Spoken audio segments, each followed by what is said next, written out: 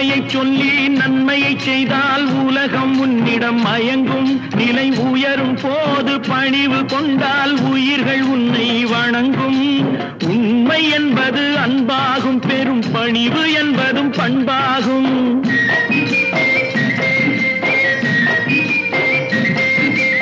உண்மை என்பது அன்பாகும், பெரும் பணிவு என்பது பண்பாகும். இந்த 4 கட்டளை அறிந்த மனதில் எல்லா நன்மையும் உண்டாகும், எல்லா நன்மையும் உண்டாகும்.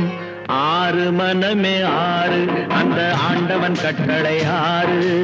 6 மனமே 6, அந்த ஆண்டவன் கட்டளை 6.